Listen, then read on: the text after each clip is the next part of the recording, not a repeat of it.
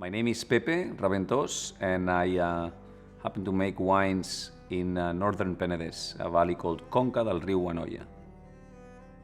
I happen to belong to one of the most boring wine families on planet Earth, because we've been making wines in the same farm, at least documented since the 1400s, since late 1400s. We represent the 21st generation working in the same part of the world. What made the Raventós farm famous is that in 1870, the grandfather of my great-grandfather, Josep Raventós, invented Spanish champagne. He was like the true visionary in the family, because he traveled to Champagne, learned the method champenoise, and brought it to Spain for the first time. And knowledgeable that Xarel·lo is one of the grapes with highest aging capability, grown in the northern Penedès because of its pH, its reductive characteristics. So he brought method champenoise and applied it to the Xarel·lo grape. So it's my grandfather, Raventós i Blanc, who comes up with the name Cava. Cava had become like a method wine, so we realized that we needed to declassify of the DO that my family had created and start from scratch. So basically this is what we did in 2012. We decided to declassify all our wines from the Cava appellation and start a new path that is called Conca del Riu Anoia. This new dream is to have small appellation, well-defined geographically, with the vineyards all named, and work together with the farmers to create the most mineral terroir sparkling wine on planet Earth. In the beginning, I made wines more from an egocentric point of view, like from the family last name, branding, if you want. After making wines in France and Germany, especially after 2004 harvest internship at Domaine Didier Daguenot, and with this idea of silex, I think the approach changed dramatically, and I became obsessed with understanding geology and with this idea to make the most mineral sparkling wine possible. Then we spent a lot of time with the University of Barcelona of Geology, and we learned that we are on an oceanic valley, and that our limestone is kind of like the Chablis one, if you want. It's like fossilized limestone that with the right farming you can really have this saline approach to the sparkling wines. The history of wine belongs to the Mediterranean.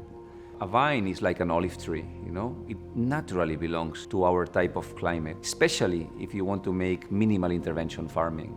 It's in the Mediterranean, with our dry behavior, our dry climate, that we can apply this minimal intervention and have still healthy grapes and arrive to full ripening harvest without having to treat too much with copper, with sulfur, or with other heavy elements. I think if today Raventós i Blanc is interest of the wine lovers, people that we have wine in our veins, is because of the farming that we are applying. This idea of man, animal, and plant living together in a closed ecosystem, putting maximum respect to origin and to nature, promoting biodiversity towards resistant plants that we have to treat minimal as human beings, to have a live soil, to recuperate old traditions like animal traction. This is something that we are extremely passionate about. All the vineyards on the slope, we are plowing with animals. When people say, Pepe, why are you plowing with horses? No, aren't you going against where the world is going? When my father was little, 8 horses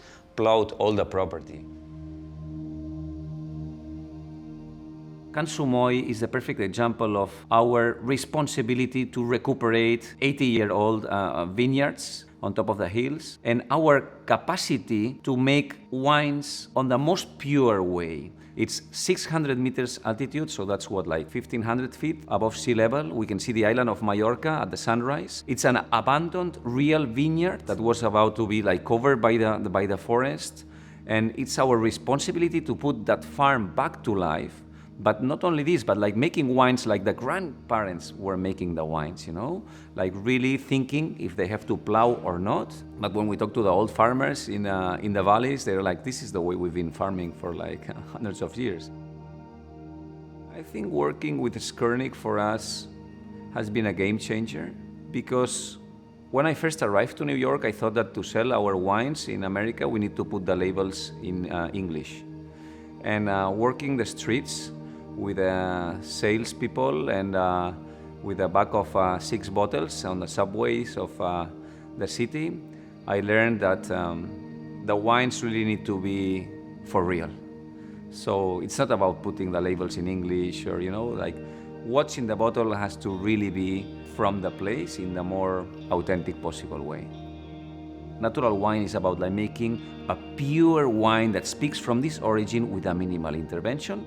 My job is to, to take care of that system and to make the most authentic possible wine, a wine that speaks from that place, with the minimal intervention from the outside.